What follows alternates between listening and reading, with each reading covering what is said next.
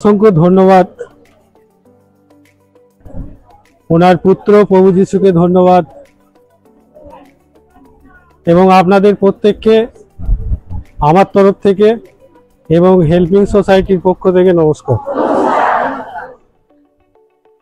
আমরা জানি যে আজকে একটা স্পেশাল দিন।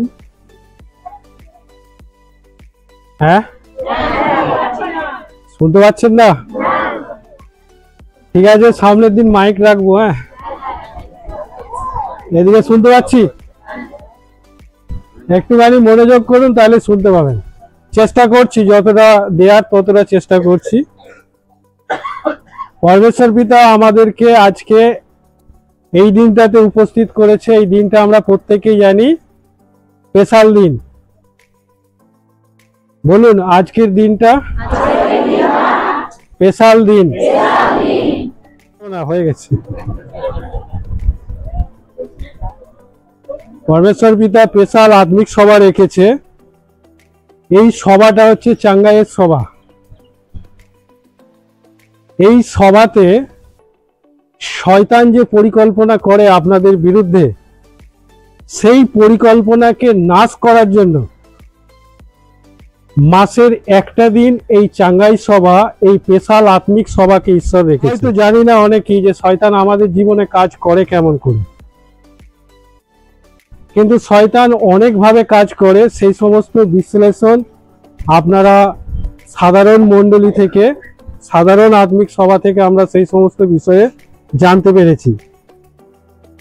শয়তানের ঘরকে ভাঙার জন্য হেল্পিং সোসাইটির যে আত্মিক টিম আছে, সেই টিম প্রতিনিয়ত রাত 9টার সময় একত্রিতভাবে প্রার্থনা করে যাচ্ছে, সেই শয়তানের সঙ্গে লড়াই করে যাচ্ছে। যে শয়তান অনবরত আমাদেরকে নষ্ট করার চেষ্টা করছে, আমরা আজকে সেই স্পেশাল দিনে উপস্থিত হয়েছি সেই শয়তানের সমস্ত কর্মকে নষ্ট করার জন্য। আমেন। শয়তানের যা কিছু ঘর আছে, সেই ঘরকে আমরা সকলে মিলে ভাঙবো। রাজি তো? কতজন ভাঙার ইচ্ছা আছে যে শয়তানের ঘরকে ভাঙবো? তাহলে রেডি থাকুন, শয়তানের সঙ্গে লড়াই করতে হবে। এখন শয়তান অনেকভাবে আমাদের জন্য প্ল্যান প্রোগ্রাম করে। আজকে যেমন আমরা প্ল্যান করেছি যে শয়তানের ঘরকে, শয়তানের টিমকে আমরা নষ্ট করব, ঠিক তেমনি শয়তানও প্ল্যান করে। তারাও একটা টিম করেছে, তারাও সেই টিমেতে আলোচনা করছে কিভাবে আপনাকে আমাকে গর্তে ফেলবে, কিভাবে আপনাকে আমাকে নষ্ট করবে। সেই শয়তানের ঘরকে ভাঙার জন্য আজ স্পেশাল সভাকে রাখা হয়েছে। অনেকে হয়তো মনে করেন যে শয়তানের ভূমিকা কি এখানে, কিন্তু আজ জেনে নিন, শয়তান সে বসে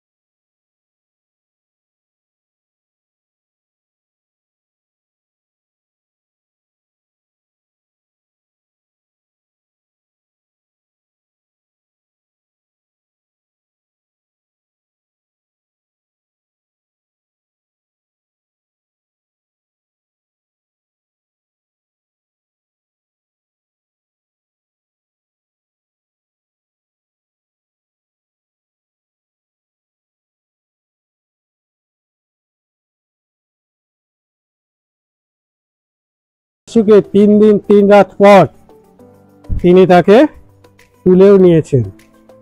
তুলে নেওয়ার পর যখন মগদলীয় মরিয়ম খুঁজছিল,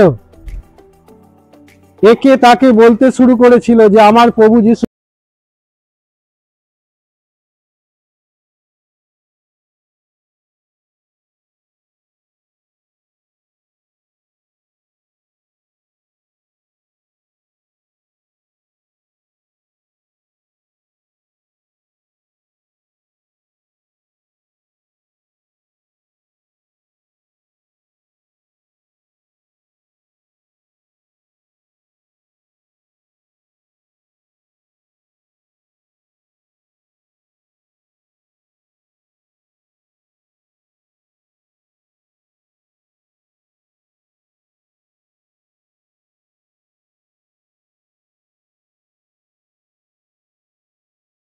থাকে, সে যখন হন্যে হয়ে যিশুকে খুঁজতে থাকে, তখন পিছন দিকে তার প্রভু যিশু এসে উপস্থিত হয়। কিন্তু প্রভু যিশুকে দেখে কি মনে করেছিলেন তিনি? এ বাগানের মালিক।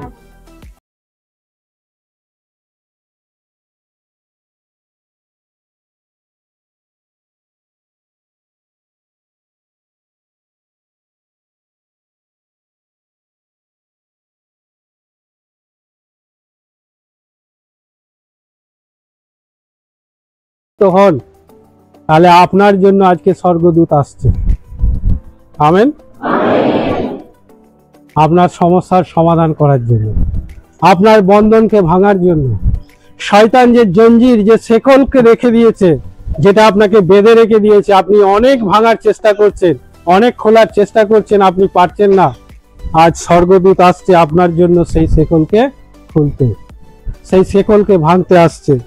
যদি আপনি নেশার মধ্যে থাকেন, তাহলে আপনাকে নেশা থেকে আজকে আজাদ করতে আসছে। যদি আপনি রোগের মধ্যে থাকেন, তাহলে আপনাকে সেই রোগ থেকে মুক্তি দেওয়ার জন্য আসছেন। যদি আপনি অভাবের মধ্যে থাকেন, সেই অভাব থেকেও আপনাকে, অভাবকে সরিয়ে দিয়ে আপনার সংসারের উপচয়কে দিতে উনি আজকে আসছেন। কেননা পরমেশ্বর পিতা জানিয়েছে প্রার্থনার দ্বারাতে, সদাপ্রভু আমার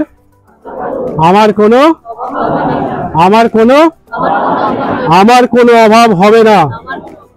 তাই সেই ঈশ্বর আজ এমন একটা বিশেষ সভাকে রেখেছে, যে সভাতে আজকে পরিত্রাণের সভা রেখেছে। পরমেশ্বর পিতা ভজন দ্বারা, প্রশংসার দ্বারাতে আমাদেরকে জানিয়ে গেল, আজ মহা পরিত্রাণ রে ভাই, আজ মহা পরিত্রাণ রে ভাই, আজ মহা পরিত্রাণ রে ভাই। কার পরিত্রাণ? আমাদের নয়, বলুন আমার। কার পরিত্রাণ? যতজন আমার বলেছে, ঈশ্বরের স্বর্গদূত আসছে আপনার জন্য। শয়তান যত শৃঙ্খল বা চেন দিয়ে বেঁধে রাখার চেষ্টা করুন না কেন, প্রভু যিশু তার স্বর্গদূত দ্বারা সেই চেনকে ভাঙবে।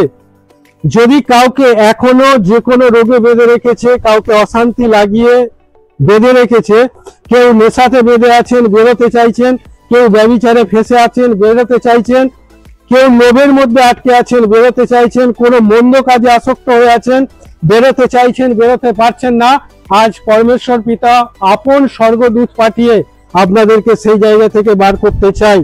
যেমন আমরা একটা বচন দ্বারা পরমেশ্বর পিতার বিষয়টাকে জানার চেষ্টা করব, পিতর প্রেরিত থেকে। বলছে, এই রূপে পিতর কারারুদ্ধ থাকিলেন, কিন্তু মণ্ডলী কর্তৃক তাহার বিষয়ে ঈশ্বরের নিকটে একাগ্রভাবে প্রার্থনা হইতেছিল। পরে হেরোদ যেদিন তাহাকে বাইরে আনাইবেন, তাহার পূর্বরাত্রিতে পিতর 2 জন সেনার মধ্যস্থলে 2 শৃঙ্খলে বদ্ধ থাকিয়া নিদ্রাগত ছিলেন, এবং দ্বারদেশে প্রহরীরা